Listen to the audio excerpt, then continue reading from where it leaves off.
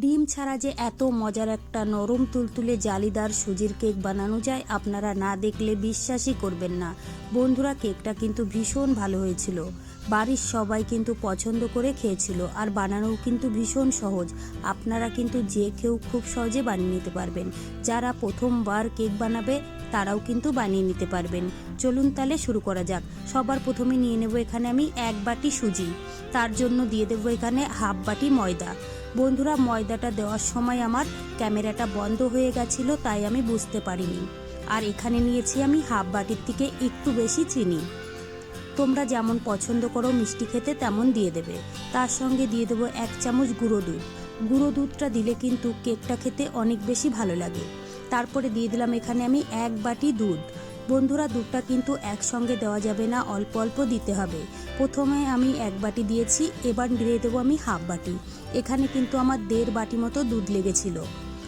খুব ভালো করে মিশিয়ে নিতে হবে, তারপরে 2 মিনিট সময় ধরে এটাকে ফেটিয়ে নিতে হবে। এবার আমি ঢেকে রেখে দেবো 10 মিনিটের জন্য। এতে করে কিন্তু চিনিটা খুব সুন্দরভাবে গলে যাবে। 10 মিনিট পরে ঢাকনাটা খুলে নিয়ে আবারও কিন্তু মিশিয়ে নিতে হবে। ব্যাটারটা কিন্তু আগের থেকে অনেকটাই ঘন হয়ে গেছে। এবার দিয়ে দেবো আমি হাফ বাটির থেকেও কিন্তু অনেকটা কম সাদা তেল। দিয়ে দেবো একটু এলাচ গুঁড়ো, আর দিয়েছি এখানে সামান্য একটু লবণ। এলাচ গুঁড়োটা দিলে কিন্তু সুজির কেক খেতে অনেক বেশি ভালো লাগে। ব্যাটারটা কিন্তু আমাদের একদম রেডি হয়ে গেছে। এবার দিয়ে দেবো বেকিং পাউডার, আর দিয়েছি এখানে বেকিং সোডা। সামান্য একটু দুধ দিয়ে ভালো করে মিশিয়ে নিতে হবে। খুব ভালো করে মিশিয়ে নিয়েছি। কেকের ব্যাটারটা কিন্তু আমাদের একদম রেডি হয়ে গেছে। এখানে একটা কেক টিন নিয়েছি, আগের থেকেই কিন্তু সাদা তেল লাগিয়ে একটা বাটার পেপার লাগিয়ে দিয়েছিলাম।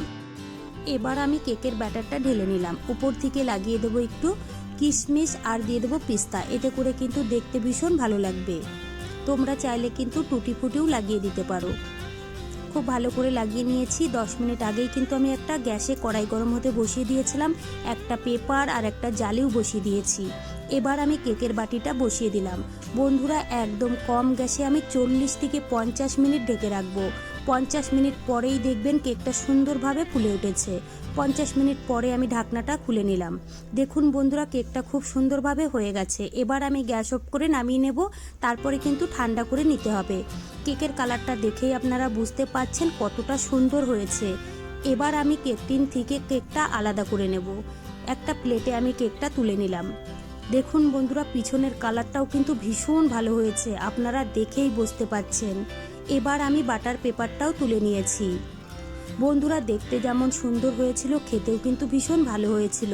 আর কতটা নরম তুলতুলে জালিদার হয়েছে সেটা কিন্তু আপনারা দেখেই বুঝতে পারছেন। এবার আমি কেটেও দেখিয়ে দেব।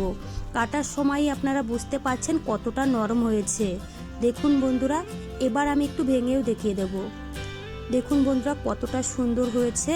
তো বন্ধুরা, আমার রেসিপি কেমন লেগেছে কমেন্ট করে জানাবেন। ভালো লাগলে প্লিজ আমাকে সাপোর্ট করবেন। আর বন্ধুরা, বাড়িতে বানালে কমেন্টে কিন্তু জানাতে একদম ভুলবেন না খেয়ে আপনাদের কেমন লেগেছে। চলুন তাহলে ভিডিওটি আমি এখানেই শেষ করছি। আপনারা সবাই ভালো থাকবেন।